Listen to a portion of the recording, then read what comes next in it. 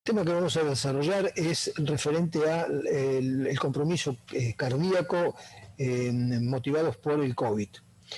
El primero de los temas es es cuáles son las manifestaciones clínicas del compromiso cardíaco en COVID. Bueno, uno de ellos es el síndrome coronario agudo. Ustedes saben que el riesgo del síndrome coronario agudo está asociado en el COVID por los factores de riesgo clásicos que puede presentar el individuo con esta infección o por la existencia de un escenario favorable a la trombosis, como es el riesgo trombótico del COVID. ¿Cuál es el mecanismo? La oclusión trombótica es uno, y la alteración aporte-demanda, que probablemente sea el hallazgo más frecuente en este escenario. Ahora voy a comentar por qué. Un rasgo característico es que el paciente consulta menos y que siempre hay retraso en la consulta cuando el paciente tiene COVID o cuando el paciente sin COVID tiene cierto temor de llegar al hospital. Puede adoptar dos formas, que es el síndrome con supradesnivel del ST, el diagnóstico diferencial, vuelvo siempre a señalar, en el escenario COVID es con la miocarditis, con el Takotsubo y con el TEP. El alto pretest que hay de la infección COVID dificulta el diagnóstico, voy a dar un ejemplo de eso. ¿Y cuál es la estrategia?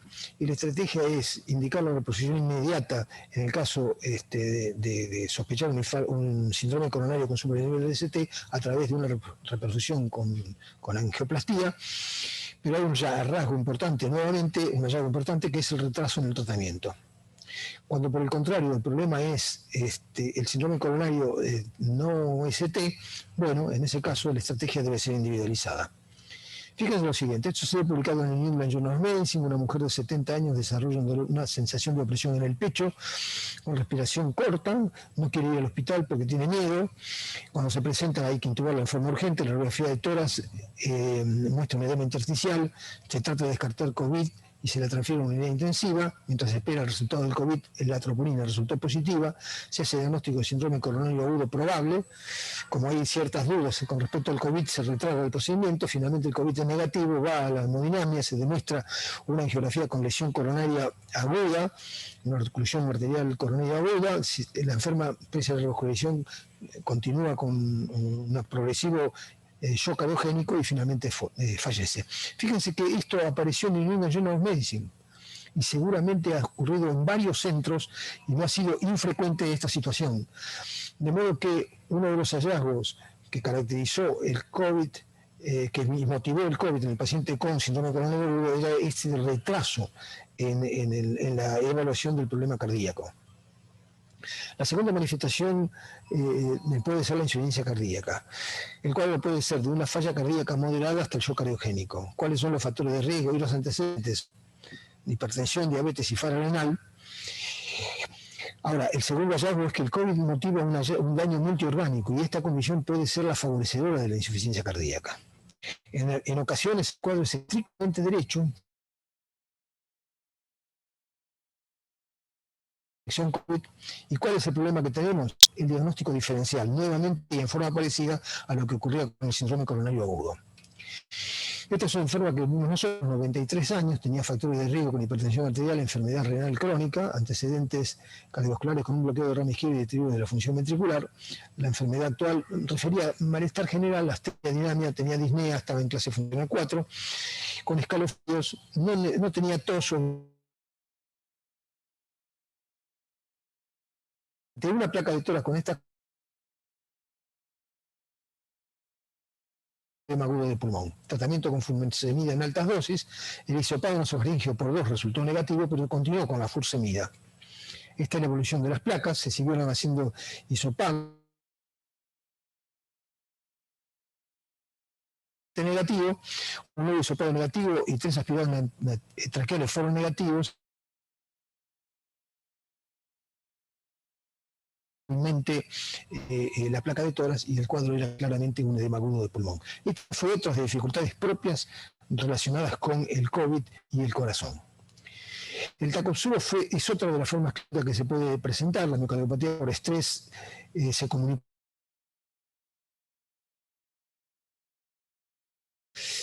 Había diagnóstico conocido firme, defecto contacto regional con recuperación posterior sin una coronografía, por lo tanto el diagnóstico de miocarditis estaba vigente allí. clínica y en general pareciera haber una mayor incidencia en el periodo prepandemia. Por lo tanto, este hallazgo puede ser otra de las manifestaciones clínicas que haya ocurrido durante la epidemia COVID.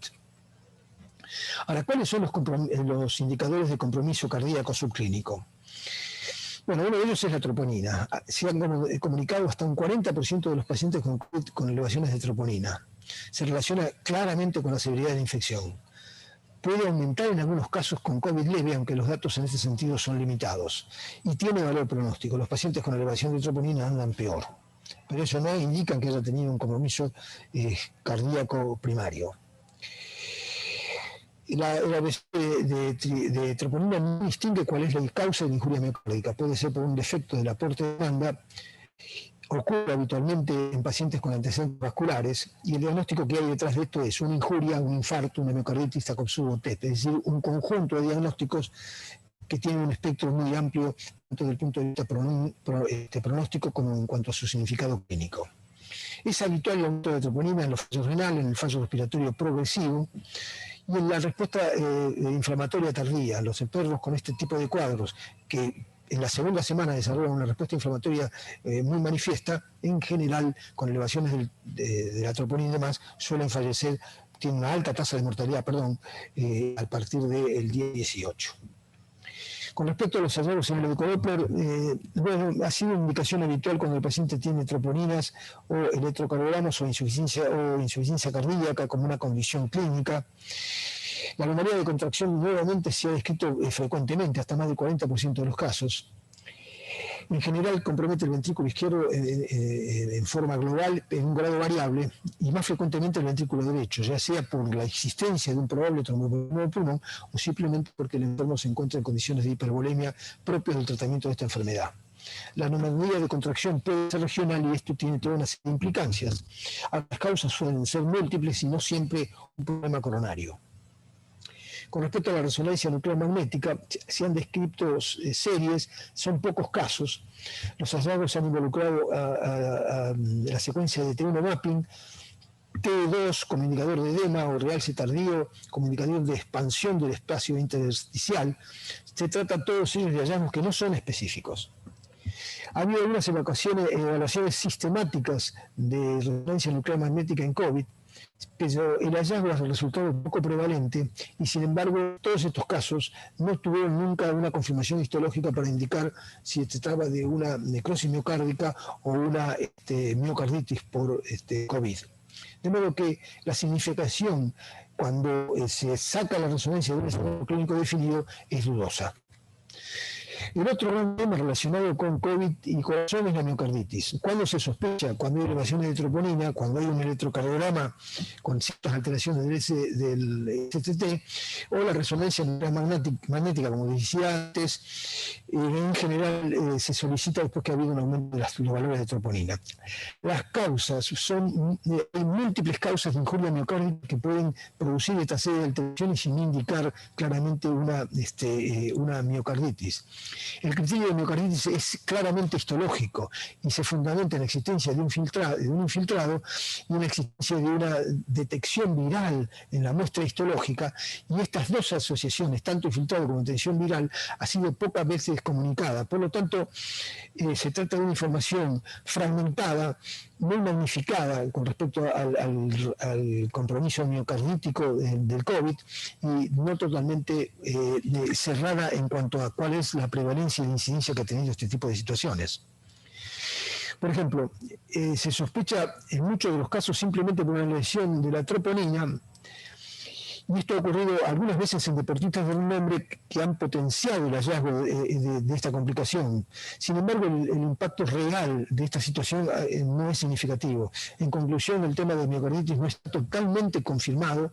Pueden existir algunos casos, no digo que no, pero probablemente su impacto y su significado se encuentran realmente magnificados. Ahora, ¿cómo podemos integrar la totalidad de toda esta información? El cuadro de un paciente con COVID puede ser simplemente un enfermo que se encuentra asintomático,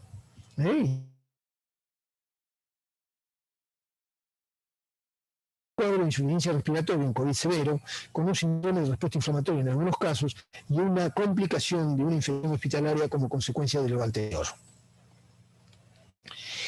El paciente asintomático con infección leve o moderada puede tener una evolución totalmente favorable. Ahora bien, y en algunos casos, si este paciente con este tipo de infección leve o moderada tiene más de 65 años, hipertensión, tiene diabetes, tiene insuficiencia cardíaca o antecedentes vasculares, o se trata de una infección severa con respuesta inflamatoria sistémica y daño miocárdico y daño multiorgánico, tanto en esta condición moderada con estos antecedentes cardiovasculares o en esta severa con lesión del daño multiorgánico,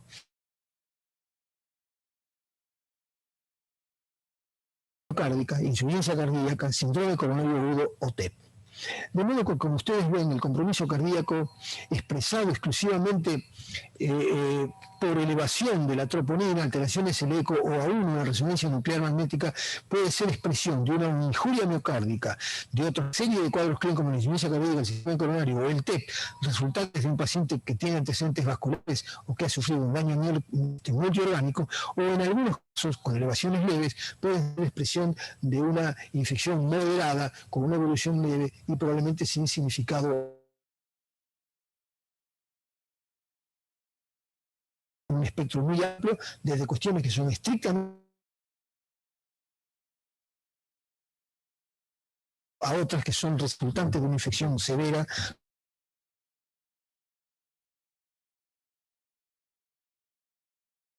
Aparecen elevaciones y alteraciones de la troponina y ciertas otras alteraciones en la función contráctil del ventricular. ¿Qué es el síndrome post-COVID? Bueno, el síndrome post-COVID es que se presenta post-recuperación. El paciente puede consultar por fatiga, por disnea o por molestia precordial, o algunas veces con tos. Y lo que preguntamos es la secuela post-infección desde el primer diagnóstico. ¿Es un compromiso cardíaco? ¿Hay otro tipo de causas que explican esa sintomatología? Un aspecto fundamental es el tiempo en el cual se hace la evaluación. Debemos recordar que la neumonía en general se resuelve hasta en 12 semanas después y que puede haber hallazgos radiológicos y tomográficos que se resuelven tardíamente. Esto es simplemente como una cuestión a considerar. El segundo tema es que muchos de estos enfermos tienen síntomas de ansiedad y depresión debido al temor y a las complicaciones que pueden haber tenido durante la fase aguda. Estas dos cuestiones tienen que ser consideradas cuando un paciente nos consulta con alguno de los síntomas anteriormente señalados. Si la presencia de los síntomas amerita algún tipo de evaluación, bueno, esa evaluación tendrá que ser una radiografía de tórax, un electrocardiograma, un ecodoppler, eventualmente un Holter en presencia de palpitaciones. Si el síntoma se presenta solamente con el esfuerzo, el test cardiopulmonar y la caminata de 6 minutos podría ser la condición. La mayor parte de las veces estas evaluaciones terminan sin confirmar el compromiso cardíaco, de modo que, si bien las tenemos que instrumentar, deberíamos ser cuidadosos en cómo manejamos esto para no generar inquietud en el paciente, porque la mayor parte de las veces no hay manifestación de compromiso cardiovascular, salvo que el paciente haya tenido manifestaciones de riesgo cardiovascular y han tenido síndromes cardíacos definidos. ¿Cuáles serían otros puntos de contacto entre el COVID y la cardiología? Bueno, miren, se han publicado últimamente relacionados con la anticoagulación en este síndrome dos trabajos.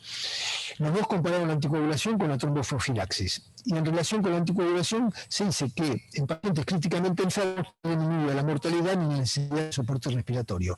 Pero si el paciente no estaba críticamente enfermo, esto sí disminuye la mortalidad y reducía la posibilidad de compromiso respiratorio. Realmente esta información contradictoria según la severidad del COVID es difícil de interpretar y esto ha generado en una duda con respecto a cuál es el significado del tratamiento anticoagulante en el paciente con infección COVID. Mi opinión es que no hay elementos de juicio como para generalizar esta indicación, tanto desde el punto de vista cardiovascular en ausencia de un síndrome cardíaco definido, como por ejemplo el síndrome coronario agudo, y el tratamiento debe ser básicamente la tromboprofilaxis.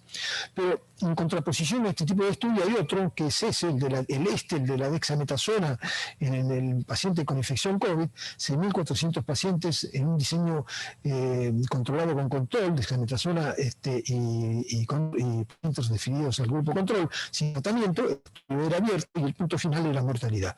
Y se mostró una disminución significativa de la mortalidad a los 28 días luego de efectuada la randomización. Fíjense que el estudio fue contundente y si lo ponemos en un escenario más amplio, fíjense lo que sabíamos hasta este momento, los glucocorticoides habían sido ampliamente usados, pero sin embargo no había información firme que dijera si servían o no. Y este protocolo muy sencillo, pero al mismo tiempo de mucha fuerza estadística, era un estudio largo, simple, y era de aquellos que se habían hecho cuando se efectuó el tratamiento trombolítico en el infarto agudo del miocardio, con el mismo diseño, pero con la utilidad que ofrecían en este momento los medios digitales. De manera que los estudios simples, sencillos, pero con un punto final muy fuerte y con un número suficiente de pacientes, son aquellos que realmente cambian la indicación, cambian el tratamiento de una determinada entidad, como fue el caso de los glucocorticoides en pacientes con COVID. Hubo una inferencia fisiopatológica interesante relacionada con la cardiología, en que probablemente esta es la fase de ataque viral que tiene el COVID, y después hay una respuesta inflamatoria. Debido a que los enfermos que mejoraron lo hicieron en la segunda semana o 10 días después de la infección, es claro que algunos enfermos desarrollan una inflamación muy potente, como una respuesta inflamatoria muy potente después de la lesión viral, y son estos enfermos los que mejoraron con corticoides, y esto podría ser expresión de que muchas de las agresiones virales, incluyendo la miocarditis, no de COVID, sino en general, puedan ser tratados en forma firme a consecuencia de en el periodo pasado la infección viral, y la respuesta sea favorable en ese sentido. Es un hallazgo que podría entonces la dexametasona, en el COVID, extenderse a otros casos de miocarditis no COVID. Creo que la conclusión en este punto sería que, igual que en la cardiología, solo los ensayos clínicos con elevado número de pacientes y punto final cero son concluyentes y modifican claramente la estrategia asistencial. Bueno, muchas gracias.